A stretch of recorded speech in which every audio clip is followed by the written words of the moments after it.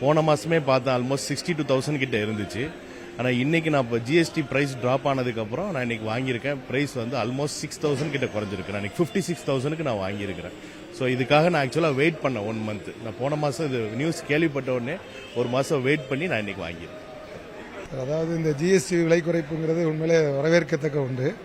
ஏன்னா மக்கள் அதிகமாக அந்த சம்மர்லாம் யூஸ் பண்ணுற ஐட்டம் வந்து நமக்கு ஏசி ஏர் கண்டிஷனர் வந்து இப்போ நார்மலாக நம்ம வித்த சேல்ஸ் ரேட்லேருந்து இப்போ 3000லேருந்து 5000 வரைக்கும் ப்ராடக்டோட வேல்யூக்கு தகுந்த மாதிரி நமக்கு குறைஞ்சிருக்குது. அதுபோக எல்இடி டிவி எல்லார் வீட்லேயும் நம்ம அதிகமாக பயன்படுத்துகிற ஐட்டம்.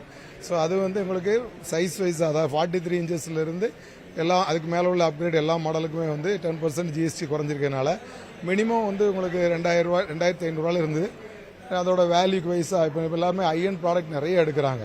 இப்போ ஓஎல்இடி 1 லேக் மேலே உள்ள டிவியெல்லாம் சேல்ஸ் பண்ணுறது வந்து ரொம்ப சர்வசாதாரணமாக இருக்குது. அதனால் அந்த மாதிரி ரேஞ்சில் உள்ள ப்ராடக்ட் நம்ம பர்ச்சேஸ் பண்ணும்போது அவங்களுக்கு வந்து 10,000 ரூபாய்க்கு மேலே நமக்கு அவங்களுக்கு பெனிஃபிட் கிடைக்குது. ஸோ இந்த விலை குறைப்பு வந்து எங்களுக்கு வந்து சேல்ஸுக்கு நல்ல மோட்டிவேட்டாக இருக்கும். இப்போ வர நாட்களில் சொல்லப்போனால் இப்போ அடுத்தால தீபாவளி வருது. தீபாவளியிலலாம் வந்து நம்ம எக்ஸ்பெக்ட் பண்ணுற சேல்ஸை விட அதிகமாக சேல்ஸ் நடக்கும்னு நாங்கள் எதிர்பார்க்குறோம்.